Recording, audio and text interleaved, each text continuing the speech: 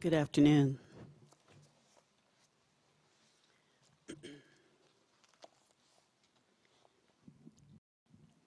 Often, I ask myself this question: how do I survive?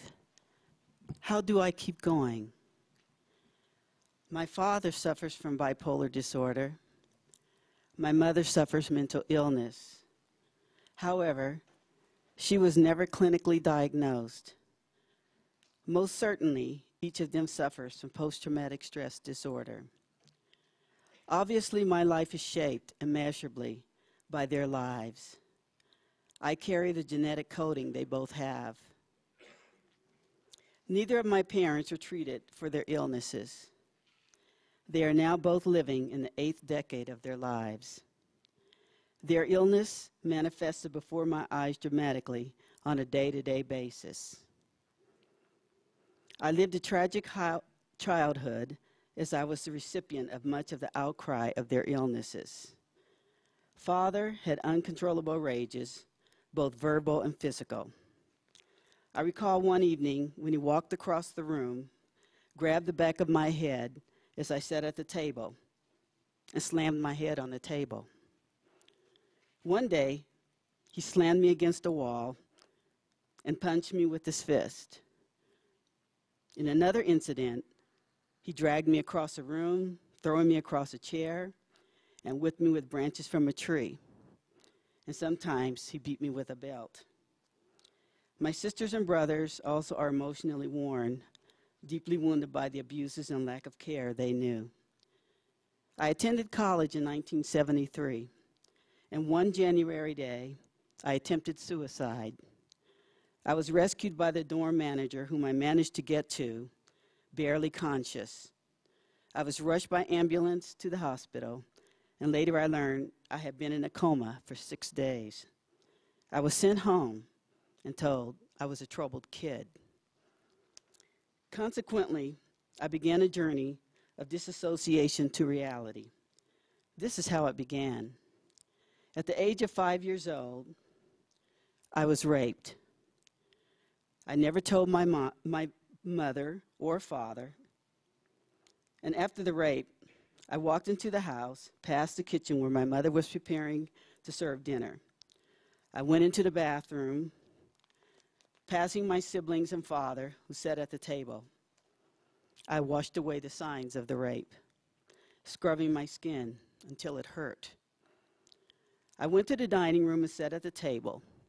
The perpetrator sat at the table also.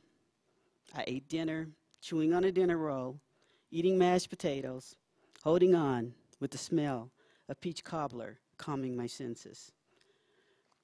The winter of that year, while walking home from school, I was struck head-on by an automobile. The injury I sustained was crossed eyes. My perception of seeing was distorted, and thus my thinking as well. I struggled with speech, reading, and visual abilities. I had been diagnosed with adult attention deficit disorder, and I also suffered dyslexia. That summer, when I was raped, my parents decided to put me in a separate room from 4 of my older brothers. None of them were the perpetrator. The room was adjacent to the kitchen. It was the garage, which they converted to be my room. This was in the mid-50s. The room was cold and dark. I slept in the room for nearly 4 years and was socially isolated, having no contact except during meal times, and rarely did I spend time with my parents or siblings. I recall the nights thrust in darkness, the room locked. I suffered nightmares, hallucinations, and terrors in the night. I was kidnapped the autumn of the year of the suicide attempt. A familiar man who drove by the bus stop almost every morning on the route I took to go to work. He and I waved to each other lots of mornings. I never thought harm was approaching. He drove me in a different direction, and I was silent, gripped with a terrifying feeling of fear. He drove to a house, and he threatened to kill me if I did not comply to his demands. He persisted to assault me sexually, and I remember asking him to kill me. He subjected me to assault with a knife, commanded me to get back in his car, and then drove me to work. I told no one again. I was 21 years old. I began drinking a lot, and I isolated, smoking marijuana, numbing myself from reality. I just kept going with my life. What more could happen to me? Well, I suffered a nervous breakdown in 1976. I was 24 years old. That was 30 plus years ago. I was hospitalized, given medications, isolated in a room, talked to by groups of doctors and a psychiatrist. I was not given a diagnosis, but I was treated with drugs, stelazine, thorazine, and a number of other potent medications that left me feeling as though I were in a fog and a maze. Frankly, I felt abandoned by a system that failed me. I did not feel I had been treated with concern for my long-term care. I was placed on disability. However, this monetary assistance was not substantial enough to shelter, feed, and clothe me. I barely made ends meet. I was hungry and homeless also for a time. I ran away from the world I'd known of constant struggle by again engaging with drinking and using marijuana. I suffered the loss of a boyfriend who had gotten caught up with a dangerous crowd and was murdered. I had stopped using any drugs and had warned him to be careful when I discovered he was using cocaine. I never touched drugs again. His death and the fact that I dearly loved him and that he was only in his late 20s made me seek another path. I am amazed to be standing here sharing my story with you. And I, one person, has many more stories I haven't told you today. I could be bitter and angry at the world for all that I have suffered, but I prefer to be grateful for the many gifts I have been granted. I write songs inspired by the life I have lived and the lives of many others I have known and been touched by. I've learned about forgiveness. I have an understanding of the power of love, how love is the greatest gift of all gifts. 2 years ago, my father called me and told me that he suffers with bipolar disorder.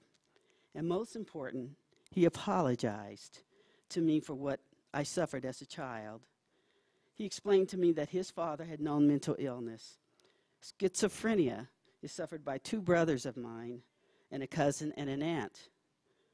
In my mother, I see the stories of pain and echoes of the past. I believe that she suffers from borderline personality disorder, having learned about this disorder. Only a year ago, my mother openly expressed her love to me.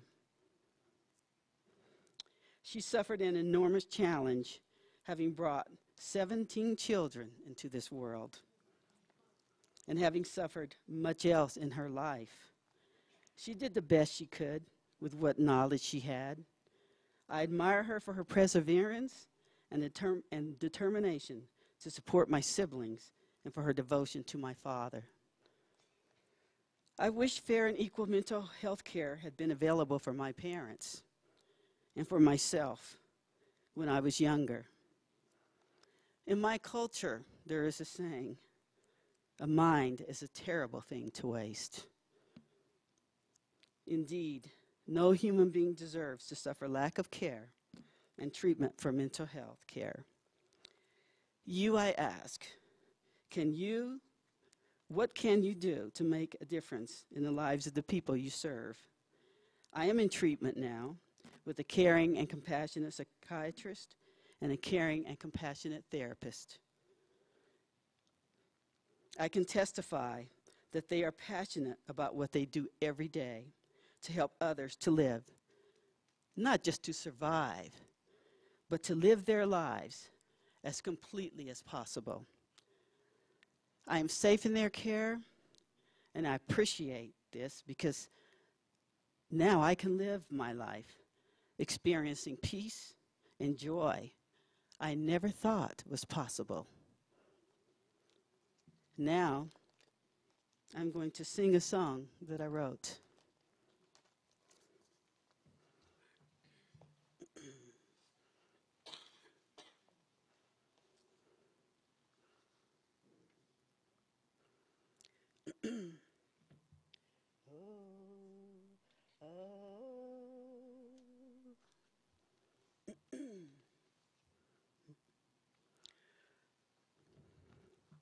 Oh, when running through the pages of my mind, I really, really came to realize the meaning of my life. The reason is clear why. When running through the pages of my mind, there's so many things I know I could have done, so many words I could have said. Now time is passing by, and I can't change those times. I'm ready just to let life be. I'm ready just to let love be. I'm not gonna turn away from the tales of yesterday, 'cause I've already faced those days. Oh, now I can know I am free. No one in this world can take my power away from me. I'm strong enough to stand up on my own, to face the future of my life, to face the future of my life, to keep running through the pages, running through the pages. I'm running through the pages of my